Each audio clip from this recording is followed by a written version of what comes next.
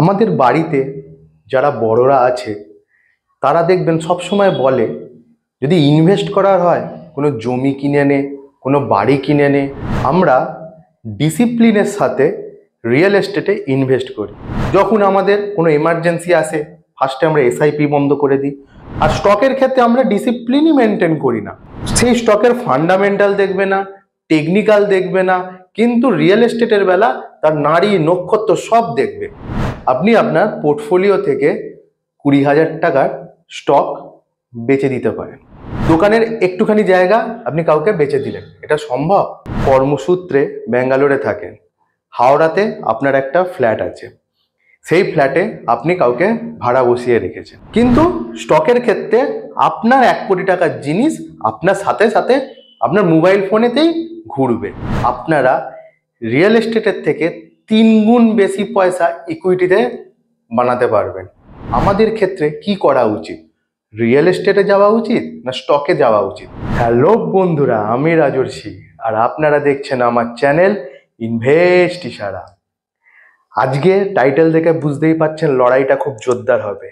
Equity না real estate? আপনারাই এবার বিচার করবেন কোনটা আপনাদের চোখে ভালো, কোনটাতে আপনি ইনভেস্ট করলে ভালো রিটার্নও পাবেন, আবার আপনার রিস্ক ফ্যাক্টরটাও কম হবে। তো চলুন বন্ধুরা, আজকের লড়াইটা হবে ইকুইটি ভার্সেস রিয়েল এস্টেট।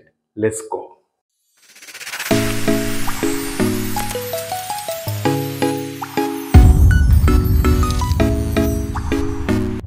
আমাদের বাড়িতে যারা বড়রা আছে তারা দেখবেন সবসময় বলে, যদি ইনভেস্ট করার হয় কোনো জমি কিনে নে, কোনো বাড়ি কিনে নে, কোনো ফ্ল্যাট কিনে নে।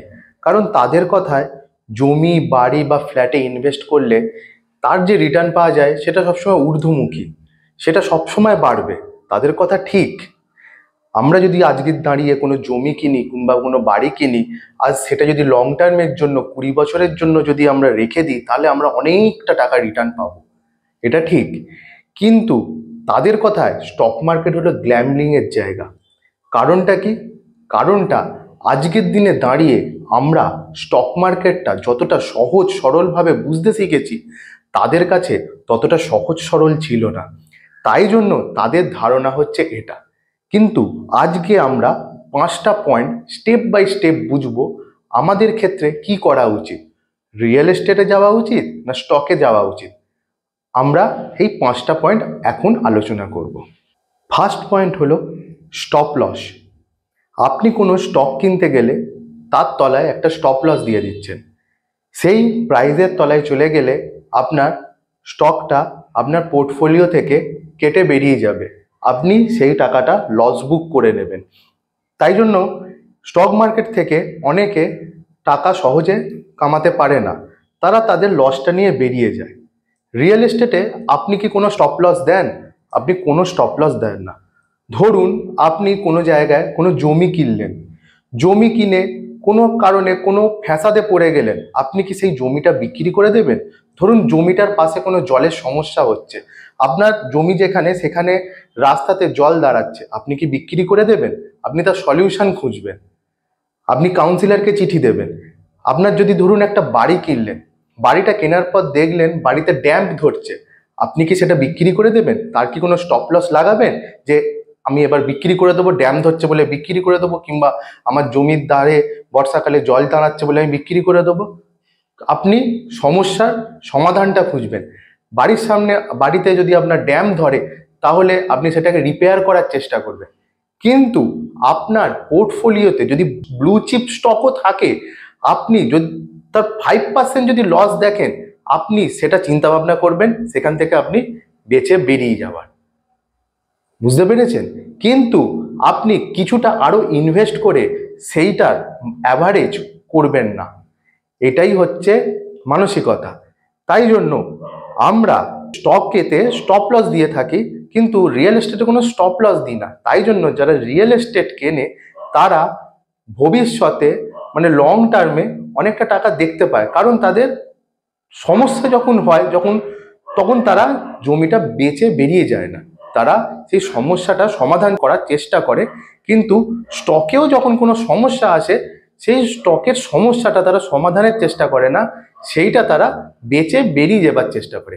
এই জন্য স্টক মার্কেটে অনেকেই পয়সা কামাতে পারে না, যেটা রিয়েল এস্টেটে তারা কামাতে পারে। দ্বিতীয় কারণ হলো আমরা ডিসিপ্লিনের সাথে রিয়েল এস্টেটে ইনভেস্ট করি। যেমন যেমন আপনি কোনো লোন নিলেন, লোন নিয়ে কোনো ফ্ল্যাট কিংবা বাড়ি কিংবা কোনো দোকান কিনলেন, সেই লোনের ইএমআই আমরা ডিসিপ্লিনের সাথে প্রত্যেক মাসে ঠিক টাইমে আমরা দিতে থাকি। যতই এমার্জেন্সি আসুক, যতই আমাদের ভেকেশন থাকুক, যতই যাই হোক জীবনে, যতই যাই হোক, আমরা ইএমআইটা ঠিক টাইমে পেমেন্ট করে দিই। কিন্তু স্টকের বেলা সেটা আমরা করি না। যখন মার্কেট নিচে যায় তখন আমরা এসআইপি বন্ধ করে দিই। যখন আমাদের কোনো এমার্জেন্সি আসে ফার্স্টে আমরা এসআইপি বন্ধ করে দিই। যখন আমাদের বেড়াতে যাবার থাকে 1-2 মাস এসআইপি বন্ধ থাকুক, বন্ধ করে দিই। তাই জন্য আমরা ডিসিপ্লিনের সাথে এসআইপিতে ইনভেস্ট করি না। এসআইপি বলতে এখানে আমি স্টক মার্কেটে স্টক ইনভেস্টমেন্টের কথা বলছি। এসআইপিতে আমরা ডিসিপ্লিনের সাথে ইনভেস্ট করি না, যেটা আমরা রিয়েল এস্টেটে হোম লোন নিয়ে খুবই ডিসিপ্লিনের সাথে সেই লোনের ইএমআইটা দিই। তার জন্য কি হয়, আমরা ভবিষ্যতে যখন সেই প্রপার্টিটা আমাদের হয়ে যায় আমরা একটা ভালো দাম পাই, কিন্তু তারও হিসাব করি না ব্যাংকের কত টাকা এক্সট্রা সুদ দিলাম, আর আজকে আমার ভ্যালুটা, সেই জমিটা কিংবা সেই ফ্ল্যাটটার ভ্যালু কত হলো, সেটা আমরা দেখি না। আর স্টকের ক্ষেত্রে আমরা ডিসিপ্লিনই মেনটেন করি না। তাই জন্য যখন স্টকটার রিটার্নের টাইম আসে, যখন সেটাকে আমরা তোলার চেষ্টা করি, দেখি রিটার্নটা অনেক কম। কারণ আমরা স্টকটা উপরে কিনেছি, যখন মার্কেট পড়ছিল তখন হয়তো কিনিনি। তাই জন্য উপরের দামেতেই স্টকটা এসআইপিটা রয়ে গেছে। তাই জন্য কি হয়েছে, মার্কেট যে হারে বেড়েছে সেই হারেতে আমাদের এসআইপিটা বাড়েনি। তাই জন্য আমরা সেই হিসাবে রিটার্ন পেলাম না। ডিসিপ্লিন মেনটেন করিনি বলে রিটার্নটাও কম পেলাম। এই হচ্ছে দ্বিতীয় কারণ। তৃতীয় পয়েন্ট হলো স্টকেতে আমরা রোজ আমাদের পোর্টফোলিও নজর রাখি, রোজ চেক করি আমাদের পোর্টফোলিও। আজকে কত দাম বাড়লো, কালকে কত দাম কমেলো, এরকম আমরা রোজ পোর্টফোলিও চেক করি। 1 মাস আগে আমার পোর্টফোলিও গ্রিন ছিল, আজকে 1 মাস পর 10% ডাউন, আমি সেই পোর্টফোলিও বেচে চলে গেলাম। কোনো সলিউশন খুঁজলাম না, পোর্টফোলিওটা ডাইরেক্ট বেচে দিলাম। রিয়েল এস্টেটের ক্ষেত্রে কি আমরা ডেলি চেক করি? ডেলি চেক করি না। আজকে আপনার জমির পাশে কি হচ্ছে, আপনার বাড়ির সামনে কি হচ্ছে, আপনার পরের কাউন্সিলর কে হবে, আপনি এসব চেক করেন? আপনি কিছু চেক করেন না।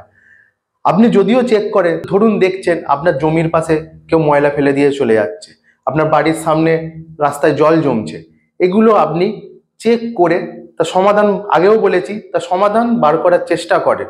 কিন্তু স্টকেতে আপনি সমাধান কিছু বার করেন না। যদি আপনার পোর্টফোলিও 10 লাখের পোর্টফোলিও, ধরুন 10% লসে যাচ্ছে, মানে 1 লাখ টাকা আপনার পোর্টফোলিও থেকে গায়েব হয়ে গেছে, মানে 9 লাখ দেখাচ্ছে। আপনি কি সাহস করে সেখানে 50,000 ইনভেস্ট করতে পারবেন? আপনি সাহস করে 50,000 টাকা ইনভেস্ট করতে পারবেন না।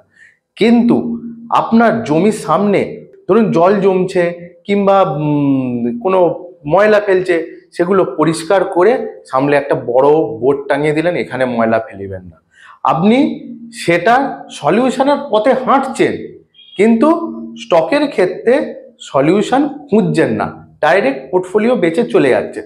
তাই জন্য আপনি রিয়েল এস্টেটে ভবিষ্যতে একটা ভালো রিটার্ন জেনারেট করছেন, আর স্টক মার্কেটে পাচ্ছেন না, লস বুক করে নিচ্ছেন। এটা হলো থার্ড কারণ।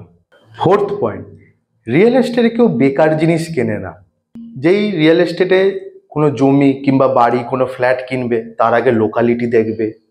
লোকালিটি ভালো হতে হবে, রাস্তাঘাট তার পাশে কেমন সেটা দেখবে, কাগজপত্র ওকে আছে কিনা সেটা দেখবে, তার ব্যাংক সার্চিং করাবে, তারপরে সেই জিনিসটা তারা কিনতে যাবে। কিন্তু স্টকের বেলা কেউ তাদের বললো এই স্টকটা ভালো, এই স্টকে ইনভেস্ট করতে, সেই স্টকেতে ইনভেস্ট করে দেবে। আরে ভারতীয় মার্কেটে 5,000 স্টক আছে, সব স্টক কি ভালো? সব স্টক তো ভালো নয়, কিছু তো খারাপ স্টক আছে। সে সেই স্টকেতে ইনভেস্ট করে দিয়ে একটা বাজে রকম ভাবে লস বুক করে স্টক মার্কেটকে গালাগালি দিতে দিতে চলে যাবে। সেই স্টকের ফান্ডামেন্টাল দেখবে না, টেকনিক্যাল দেখবে না, কিন্তু রিয়েল এস্টেটের বেলা তার নাড়ি নক্ষত্র সব দেখবে। স্টকের বেলা বেশি রিটার্নের আশাতে উল্টো পাল্টা স্টক পারচেস করে সেখানে লস বুক করে গালাগালি দিয়ে চলে গেল। তাই জন্য ভবিষ্যতে সেই রিয়েল এস্টেটে একটা বড় সে রিটার্ন জেনারেট করলো, স্টক মার্কেট থেকে কিছুই করতে পারলো না। ফিফথ পয়েন্ট, ধরুন কোনো সম্পত্তি, 1 কোটি টাকার কোনো সম্পত্তি, তার মালিক, তার ওনার এমার্জেন্সির কারণে সেটা 80 লাখ টাকায় বিক্রি করে দেবে। তখন দেখবেন অনেকে পয়সা তার পকেটে নিয়ে তার কাছে হাজির হবে, অনেক লোক চলে আসবে। কেউ কেউ পকেটে তার পয়সা নেই, সে ধার ধুর করে লোন টোন নিয়ে তার গয়না বন্ধক রেখে সে এসে হাজির হবে তার কাছে। সে 1 কোটি টাকার প্রপার্টিটা সে 80 লাখ টাকায় পাচ্ছে। কিন্তু কোনো স্টক ভারতবর্ষের ধরুন 1 থেকে 5 নম্বরে, নিফটি ফিফটির 1 থেকে 5 নম্বরে ভ্যালুয়েশনে যে স্টক আছে, সেই স্টক যদি তার হাই থেকে 20% নিচে ট্রেড করে, সেই স্টকেতে কেউ যাবে না, সেই স্টকেতে কেউ যাবে না। কারণ তারা এটা বোঝে না, সেই ব্লু চিপ কোম্পানির স্টক 20% উঠবে, তারপরে তার হাইতে ছোবে, তারপরে ব্রেকআউট হবে, তারপরে আরো 20% বাড়বে। এটা কেউ ভাবে না।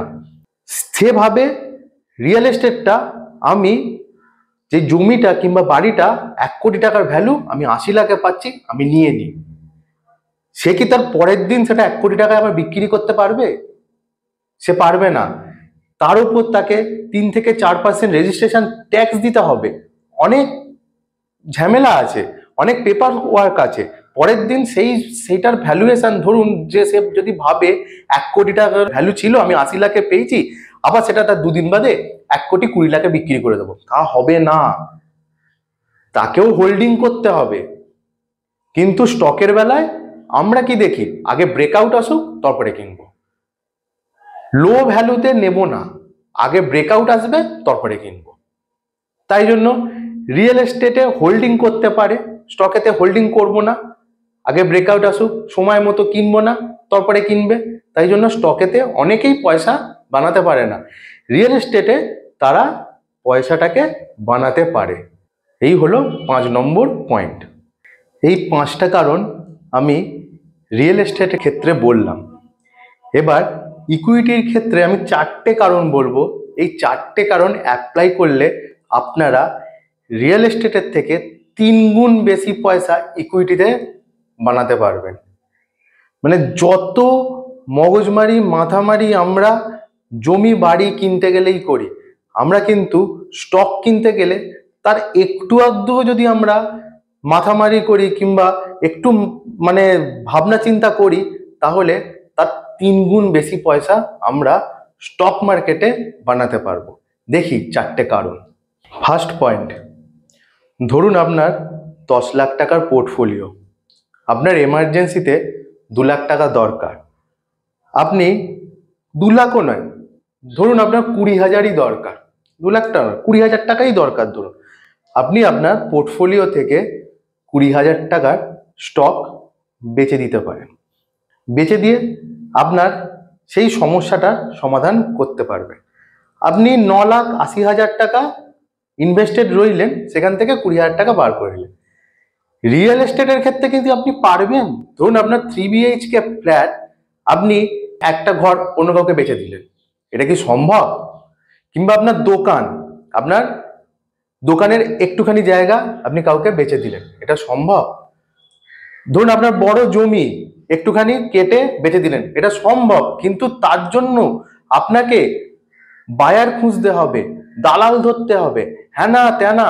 দেখবেন যখন আপনি কোনো বায়ার পেলেন, আপনার নিডটাই, যে নিডের জন্য আপনি বিক্রি করছিলেন, সেটাই আর রইল না, সেটাই আর রইল না। মানে আপনার টাকাটা সেই মুহূর্তে দরকার ছিল, আপনি সেই মুহূর্তে পেলেন না। স্টক মার্কেটে যদি আপনি ইনভেস্টেড থাকতেন, সেই মুহূর্তে আপনি টাকাটা তুলে আপনি আপনার নিডটা পূরণ করতে পারতেন কিংবা এমার্জেন্সিটা পূরণ করতে পারতেন। তারপরে টাকা আপনার হাতে আসতো, আবার আপনি 20,000 টাকা এই স্টকেতে ইনভেস্ট করে দিতে পারতেন। রিয়েল এস্টেটের ক্ষেত্রে কিন্তু এটা হতো না। 2 নম্বর পয়েন্ট হচ্ছে, ধরুন আপনি কর্মসূত্রে ব্যাঙ্গালোরে থাকেন, হাওড়াতে আপনার একটা ফ্ল্যাট আছে, সেই ফ্ল্যাটে আপনি কাউকে ভাড়া বসিয়ে রেখেছেন। এবার ভাড়াটে আপনাকে হঠাৎ একদিন ফোন করলো যে বাড়ি রিপেয়ার করতে হবে, কল ভেঙে গেছে, হ্যাঁ, অন্যান্য হাজারটা কারণ দেখালো, নিয়ে আপনাকে বললো এগুলো করতে হবে। আপনি বললেন ঠিক আছে, আপনি করিয়ে নিন, যেটা হবে আমাকে বলুন, আমি দিয়ে দিচ্ছি। খরচা হলো ধরুন 10,000 টাকা, আপনাকে বিল পাঠিয়ে দিল 20,000 টাকা কি 30,000 টাকা। আপনার মাথায় হাত ওখানে, কি করে হলো এত? এবার ধরুন আপনার কোথাও একটা জমি আছে, আপনি বাইরে কোথাও থাকেন, হঠাৎ একদিন ফোন এলো, দাদা আপনার জায়গাতে আগুন লেগে গেছে। এবার ব্যাস আপনার মাথায় বাজ পড়লো, কি হবে? আপনি একে ফোন করছেন, তাকে ফোন করছেন, ওরে আমার জমিতে কেউ এসে আগুনটা নেবারে। আপনার এরকম একটা পরিস্থিতি তৈরি হয়ে গেল। কিন্তু স্টকের ক্ষেত্রে সেটা সম্পূর্ণ আলাদা। ধরুন আপনার কয়েক কোটি টাকার পোর্টফোলিও আছে, আপনি হাওড়ার বাসিন্দা, কর্মসূত্রে ব্যাঙ্গালোরে থাকেন, আপনার সাথে সাথে আপনার পোর্টফোলিও ব্যাঙ্গালোরেও যাবে। আপনার সাথে সাথে ব্যাঙ্গালোর কেন, পোর্টফোলিও আপনি যেখানে ভারতের বাইরে গেলেও সেইখানেও আপনার সাথে সাথে যাবে। আপনি চিন্তামুক্ত থাকবেন। আপনার এখানে কোটি টাকার অ্যাসেট আছে, আপনি অন্য জায়গায় বসে আছেন, আপনার মাথায় সবসময় একটা চিন্তা থাকবে। কিন্তু স্টকের ক্ষেত্রে আপনার 1 কোটি টাকার জিনিস আপনার সাথে সাথে আপনার মোবাইল ফোনেতেই ঘুরবে, আপনি চিন্তা মুক্ত থাকতে পারবেন। এবার আসছি মেনটেনেন্স। ধরুন আপনার কোনো ফ্ল্যাট আছে, যেখানে আপনাকে প্রত্যেক মাসে একটা মেনটেনেন্স কস্ট দিতে হলো, কিংবা আপনার কোনো বাড়ি আছে, সেই বাড়িতে প্রত্যেক বছর রং করা, রিপেয়ারিং, হ্যানা ত্যানা, তার জন্য একটা বছরে মেনটেনেন্স আপনার ধরা থাকবে। আপনার কোনো জমি আছে, জমি তো আপনাকে বছরে একবার পরিষ্কার করাতেই হবে, নাহলে তো জঙ্গল হয়ে যাবে। তারপরে আপনি যদি বাইরে থাকেন, হ্যাঁ, কে জমি কবজা করে নিল কিনা, কে তার সামনে কিছু গুমটি পেতে দিল কিনা, সেই সবও আপনাকে সব দেখতে হবে। মানে একটা ভালো রকম প্রপার্টির ওপর মেনটেনেন্স আছে প্রত্যেক বছর। কিন্তু আপনার কোটি টাকার পোর্টফোলিও থাকুক না কেন, আপনার শুধু ডিম্যাট চার্জটা দিতে হবে, যা বছরে 500 কি 600 কি খুব বেশি হলে 1000 টাকা। আপনার কয়েক কোটি টাকার পোর্টফোলিওর মেনটেনেন্স খুব বেশি হলে 1000 টাকা। আর এইখানে আপনার কয়েক কোটি টাকার প্রপার্টির মেনটেনেন্স মানে হিসাব করাও যাবে না। কোনো বছর বাড়তেও পারে, কোনো বছর কমতেও পারে, কোনো বছর অনেক বেশি হতে পারে, কোনো বছর অনেক কম হতে পারে। এই একটা তফাৎ আমাদের স্টক পোর্টফোলিও আর রিয়েল এস্টেটের। এবার আসছি, যখন আপনি আপনার রিয়েল এস্টেট অন্য কাউকে বেচবেন, তখন কি হবে? আপনাকে বায়ার খুঁজতে হবে, আপনি বায়ার না পেলে ব্রোকার ধরতে হবে, ব্রোকার একজনকে এনে হাজির করবে, তার দামের সাথে আপনার দাম মিলবে না, সে নেগোশিয়েট করবে, আপনিও আপনার মনোপ্রুত দাম পাবেন না। তারপরে একটা দাম ঠিক হবে, সেই দামটা হয়তো আপনার পছন্দ মতো হলো না, তাও আপনাকে বেচতে হবে। এবার একটা দিন ঠিক হলো, কোর্টে যেতে হবে, তার নামে ট্রান্সফার করতে হবে, 1000টা পেপার ওয়ার্ক হবে, তারপরে আপনি গিয়ে আপনার প্রপার্টিটা বিক্রি করলেন, করে পয়সা পেলেন। একটা লং প্রসেস। স্টক মার্কেটের ক্ষেত্রে ঠিক উল্টোটা। আপনার স্টক মার্কেটে এইচডিএফসি ব্যাংকের, ধরুন এইচডিএফসি বলুন, রিলায়েন্স বলুন, মানে বড় বড় কোম্পানির ধরুন পোর্টফোলিও আপনার স্টকেতে আছে, আপনার পোর্টফোলিওতে আছে, আপনি বেচবেন, 30 সেকেন্ডও সময় লাগবে না, 30 সেকেন্ডও সময় লাগবে না আপনার। এই হচ্ছে তফাৎ। যখন আপনি আপনার প্রপার্টিটা, কোটি টাকার প্রপার্টি বেচবেন, এত লেন্দি প্রসেস থাকবে, কিন্তু স্টকের ক্ষেত্রে কোনো লেন্দি প্রসেস নেই, জাস্ট সেল বাটনটা টিপবেন, আপনার স্টক আপনার পোর্টফোলিও থেকে কেটে যাবে ডিম্যাট অ্যাকাউন্টে। T+3 মানে এখন দিয়েও দেয়, তাড়াতাড়িও টাকা চলে আসে। আপনার ডিম্যাট অ্যাকাউন্টে টাকা চলে এলো, আপনি ডিম্যাট থেকে আপনার সেভিংসে কিংবা আপনার কারেন্ট অ্যাকাউন্টে ট্রান্সফার করে দিলেন, ঝটপট কাজ হয়ে গেল। এই হলো 4 নম্বর পয়েন্ট। এই ছিল আমার রিয়েল এস্টেট ভার্সেস ইকুইটি। ভিডিওটা কেমন লাগলো? ভিডিওটা যদি ভালো লাগে লাইক করুন, শেয়ার করুন আর সাবস্ক্রাইব করুন। ধন্যবাদ।